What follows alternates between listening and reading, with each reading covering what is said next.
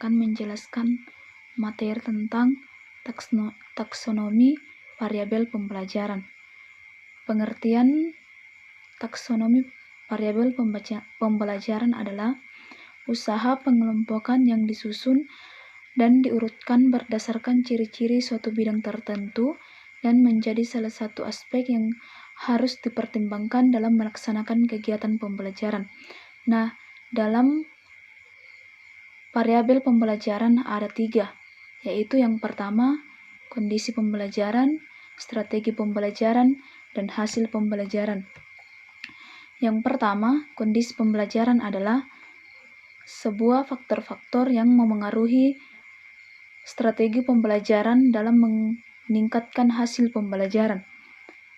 Dalam kondisi pembelajaran dikelompokkan menjadi 3 bagian, yaitu tujuan pembelajaran, yaitu di mana dalam pernyataan tentang hasil pembelajaran yang diharapkan.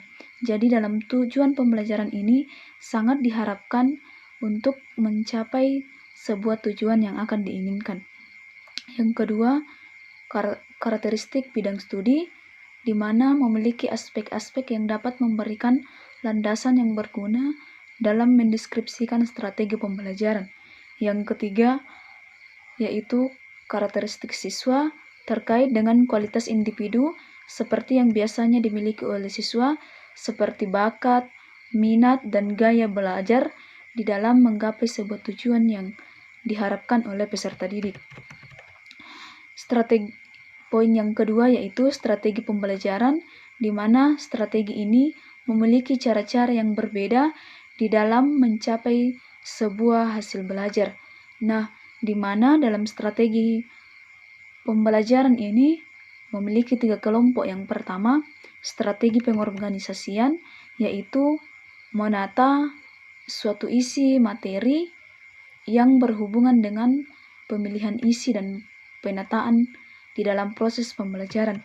Yang kedua, strategi penyampaian, di mana metode ini bertujuan untuk menyampaikan pembelajaran kepada siswa untuk menerima serta merespon masukan yang berasal dari guru. Jadi, dalam strategi penyampaian ini, guru juga berperan untuk merespon setiap masukan dari siswa. Begitupun dengan siswa bertujuan pula untuk merespon setiap penyampaian yang disampaikan oleh guru. Karena dalam kegiatan pembelajaran itu tidak semua siswa sama, karena siswa itu memiliki karakter yang berbeda, ada yang semangat dalam mengikuti pembelajaran, ada juga yang kurang semangat. Oleh karena itu, konsentrasi setiap siswa itu sangat berbeda-beda.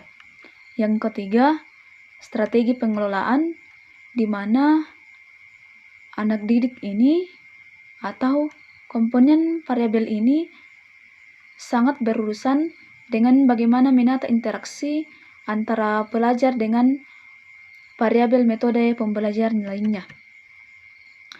Poin yang ketiga yaitu hasil pembelajaran, di mana dalam hasil pembelajaran ini semua aspek yang dapat dijadikan sebagai indikator tentang nilai dari penggunaan suatu metode, bahwa kondisi dalam setiap hasil pembelajaran itu sangat berbeda. Variabel hasil pembelajaran dapat diklasifikasikan menjadi 3 bagian. Yang pertama, keefektifan bisa diukur dengan tingkat pencapaian isi belajar.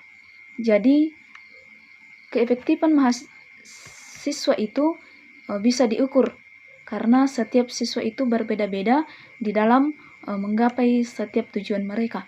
Yang kedua yaitu efisiensi, di mana diukur dengan rasio antara keefektifan dan jumlah waktu yang dipakai siswa di dalam belajar. Yang ketiga, daya tarik bisa diukur dengan mengamati kecenderungan siswa untuk tetap belajar. Jadi, di sini guru berperan untuk mengamati setiap siswanya di dalam belajar, karena daya tarik pembelajaran erat sama sekali kaitannya dengan daya tarik bidang studi, di mana kualitas pembelajaran biasanya akan mempengaruhi keduanya. Hakikat strategi pembelajaran. Hakikat strategi pembelajaran merupakan gabungan dari beberapa rangkaian kegiatan seperti cara mengorganisasikan materi pembelajaran siswa, bahan, peralatan yang digunakan peserta, dan waktu yang digunakan dalam proses pembelajaran demi mencapai tujuan kegiatan pembelajaran yang telah ditentukan. Dan dalam strategi pembelajaran ada beberapa istilah, yaitu yang pertama, pendekatan pembelajaran. Pendekatan pembelajaran di sini berbicara tentang sebagai titik tolak atau sudut pandang kita terhadap proses pembelajaran yang merujuk pada pandangan terjadinya suatu proses yang sifatnya masih sangat umum di dalam mewadahi, menginspirasi, menguatkan, dan melatari metode pembelajaran, yaitu cakupan teoritas tertentu.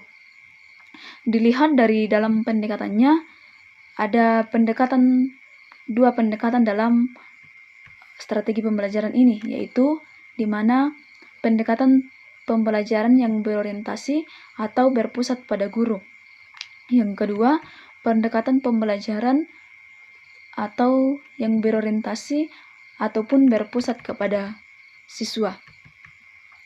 Yang kedua, strategi pembelajaran, di mana strategi ini merupakan sebuah tindakan, rangkaian kegiatan atau termasuk ke dalam metode dan pemanfaatan berbagai sumber daya kekuatan dalam pembelajaran. Strategi ini disusun untuk mencapai tujuan tertentu. Artinya, arah dari semua keputusan penyusunan strategi adalah pencapaian tujuan. Strategi ini juga merupakan suatu kegiatan pembelajaran yang harus dikerjakan guru dan siswa agar mereka dapat mencapai tujuan dan dapat dicapai secara efektif dan efisien. Metode yang ketiga yaitu metode pembelajaran. Metode pembelajaran dapat diartikan sebagai cara yang digunakan untuk mengimplementasikan rencana yang sudah disusun dalam bentuk kegiatan nyata dan praktis untuk mencapai tujuan pembelajaran. Jadi metode pembelajaran ini harus disusun atau harus diimplementasikan dengan baik agar kegiatan dalam proses metode pembelajaran itu boleh dicapai tujuannya dengan baik. Yang keempat, teknik pembelajaran. Teknik pembelajaran dapat dikaitkan dengan berbagai cara yang dilakukan seseorang di dalam mengimplementasikan suatu metode secara spesifik. Dan bagian yang kelima yaitu model pembelajaran. Nah, model dalam pembelajaran ini adalah suatu perencanaan atau suatu pola yang digunakan